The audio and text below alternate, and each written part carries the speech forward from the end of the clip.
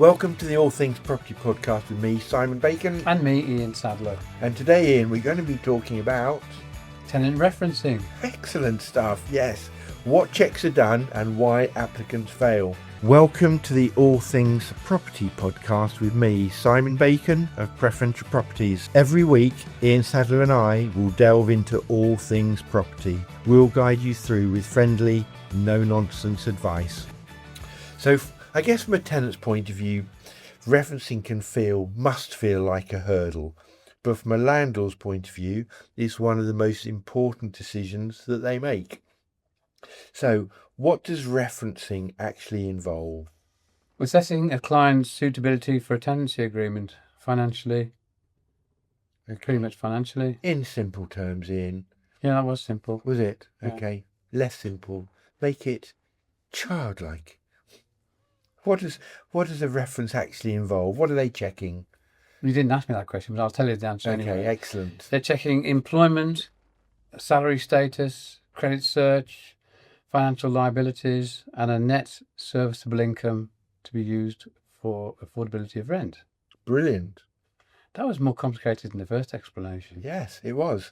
So, a multi-step process to assess risk, in your words? Yes. Yes. Okay. So, yeah, affordability calculations. How do they generally do that? Is it on an income? Is it on income multiples? What are they generally looking for?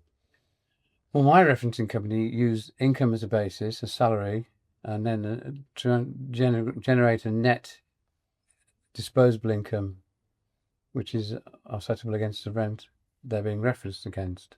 So, for example, if the rent they're being referenced for is 800, and their affordability is classed as 1,200, then they're obviously well clear of that. If they're short of it, then they'd need a guarantor.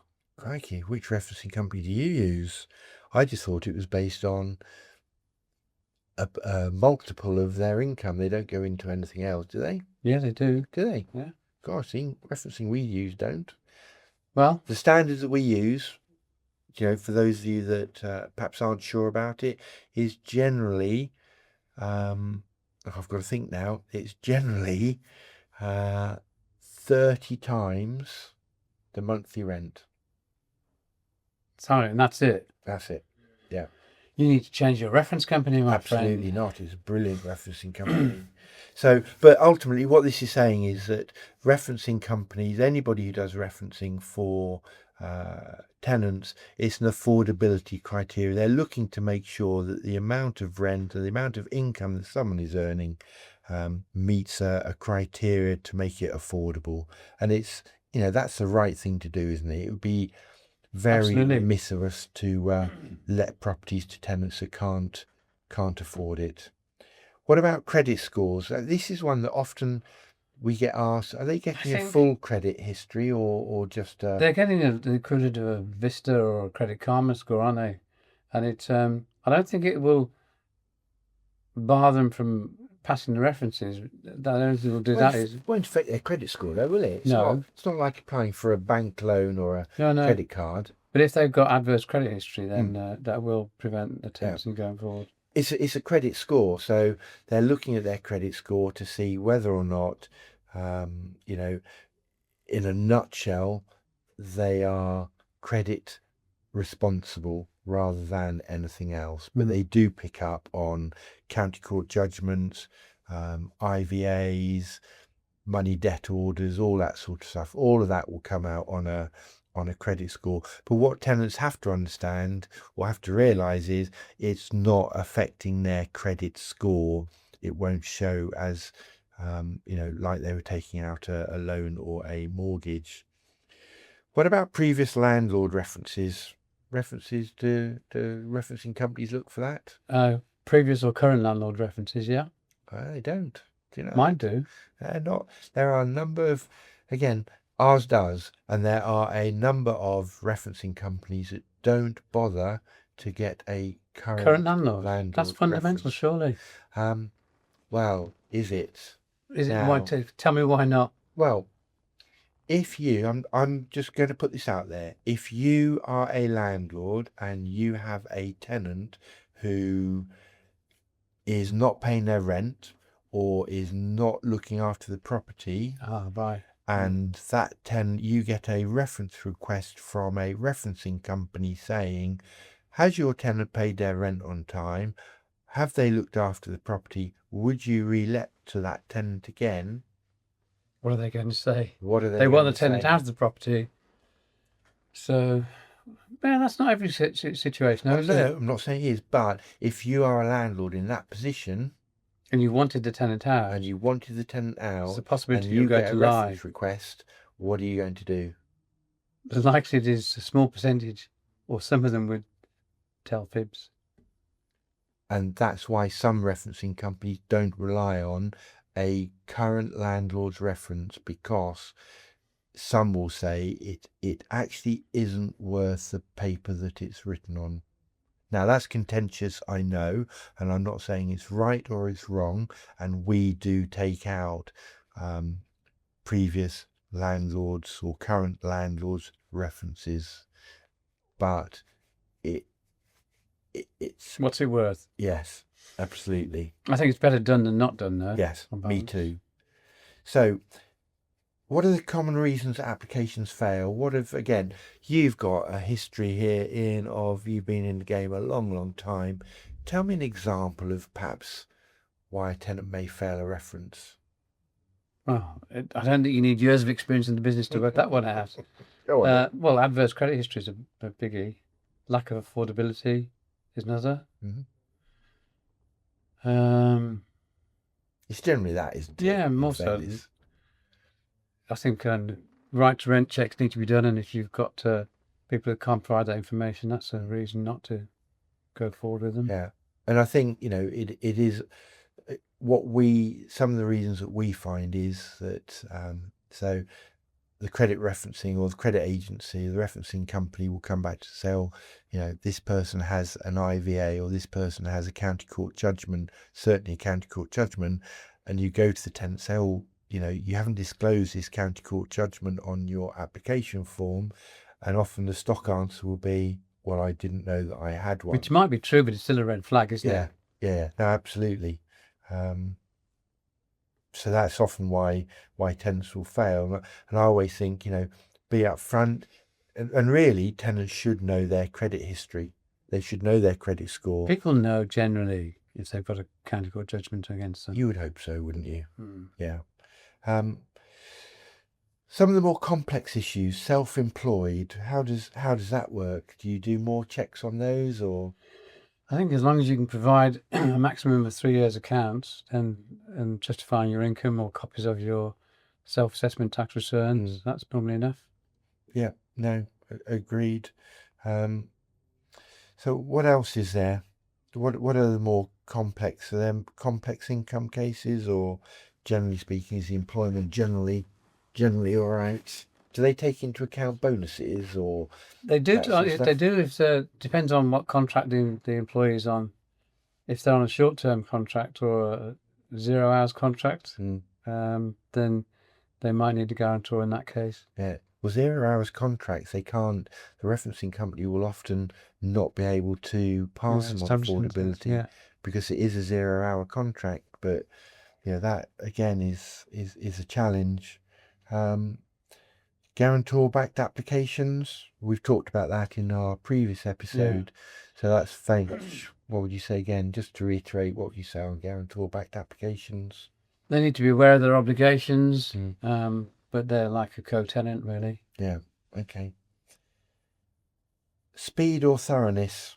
What's the best one when doing referencing? Thoroughness, closely followed by speed. Yeah. There is if you find that a referencing is taking a long time to progress, does that raise flags? No, not really. It's normally the HR departments that can't be contacted to justify salaries. Yeah. Okay. What about data protection and consent? Do you do anything about that? Yeah, the tenant has to sign a form allowing that data to be presented to the agent. Okay, and have you got a form for that they sign? The reference company do it all. Do they? Okay. It's on the list of documents on the reference process. You download it if you want to. Excellent. Well done. You need to change the reference company. No, our referencing company is brilliant. really good. And we've tried, I have to be honest, we've tried loads over the years that I've been doing it. And, um, I have found there is a real disparity. Some are very much computer based. The computer says no. Whereas I prefer a mix of the computer and the personal. Say maybe. Yeah, yeah. So that we can actually look at it and make some judgments on that. Why does good referencing prevent problems later, would you say? I think an agent has an absolute obligation to get passable references on a tenancy. If they're taking rent indemnity policies, they have to have that. But if you put a tenant into a property and they haven't got documentation of a past reference, then you leave yourself liable and open to being sued by your landlord for negligence. Where do you think referencing is going to go over the next, I don't know, 5 years? What do you think the changes might be? Any? I can't think of many. I mean, it's changed dramatically since the old days, hasn't it? When you used to get letters through the post from landlords and so on, and employees. I know. But do you think that the advent of social media changes things? In what way? Okay, so I've had an instance whereby someone's applied for a property, and as part of a process, we've looked at their social media. Really? Yeah. Why? And you've seen stuff on social media in terms of just some red flags came up, and Antisocial behaviour, you mean? Yeah, not antisocial behaviour. Isn't that an invasion of privacy? Behaviour that maybe might impact a tenancy. So if you know, for example, that you're letting out a property in a environment that is predominantly older people, and you have a younger person who applies, and you go onto their social media and you're looking at it going, oh wow, okay, quite active socially, or do you think that will change in time or not? Sounds like it's already changing. No, we've never, that's never happened in terms of, we've never rejected somebody because of social media. But do you think that referencing companies will start to identify that? No, I think they'll remain isolated from that. Do you think they should? Yes, I do. You think they should look at social media? No, I don't. Oh, okay. They should remain isolated. Do you think there are landlords that would go, well, no, there's stuff out there, so I'd like to know who they are, and start to do their own research? I don't get my landlords that involved. If the landlord's looking after property themselves, so they're employing you to do a let-only service, okay? Do you think, should a landlord just rely on us, or is it right that the landlord should supplement it? I don't think they should supplement it unless they've got a specific reason or a specific red flag. I think it's the current referencing criteria pretty much adequate. In my humble opinion. Well, I think that's interesting because, self-employed is a really good one in terms of, if somebody is a business owner, then there's lots of information out there that landlords can access, we could access, anyone could access. Do you feel that's right morally and legally to do that? Obligatory, maybe, obligation to a landlord, or moral obligation to a landlord, but do you think it's a process that would get passed as an acceptable criteria? Well, interesting question, isn't it? So imagine that you are renting a property to somebody who is self-employed, and they put down their company and their company accounts, and it's only been going for maybe a couple of years. Have you ever looked at that person, looked at that reference, thought, oh, I wonder what the company is that they do, gone on to Companies House, looked at it and thought, oh,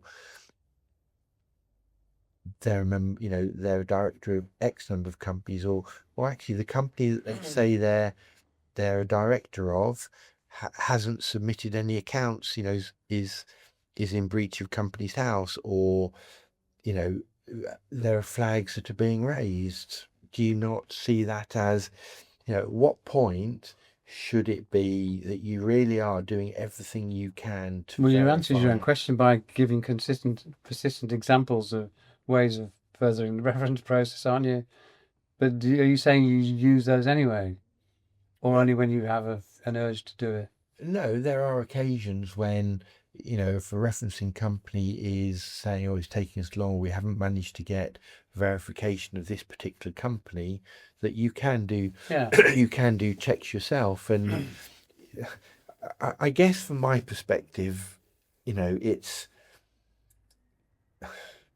good referencing it's not about looking to reject tenants, it's about setting the tenancy up to succeed. And the more information you have at the outset, doesn't that help you make the right decision? And because I think the big, again, one of the big implications that we are seeing through the Renters' Rights Act is, I'm finding that landlords are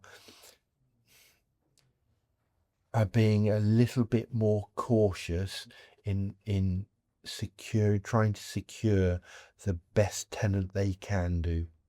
I think that's been one of the implications of the Act, is that landlords are feeling a little bit more, I really want to make sure this is the right person, because I don't have any way of going, oh, it's not really working for me, so I can have an easy route out of this tenancy. I don't think they think that. I think if you don't consider you need to do a rigorous examination on referencing it from point one, it doesn't matter what you do afterwards. There has to be a guarantee. I don't think they would think, what if? They would presume that if referencing is passed and you've got paperwork that says so, you have to assume it's going to be a reasonable practice. Interesting point. Not sure what anyone else's point would be on whether referencing should be more robust or not. But obviously, if you have got a question, we're going to put a poll out after this one. So, would welcome your thoughts. See if we can't influence the way in which referencing is done. So thank you very much for listening to this episode. Thanks for tuning in to this week's episode of the All Things Property podcast. If you found this episode useful, don't forget to subscribe, like, and share. These things really help us reach the people who need to hear this advice. See you next week.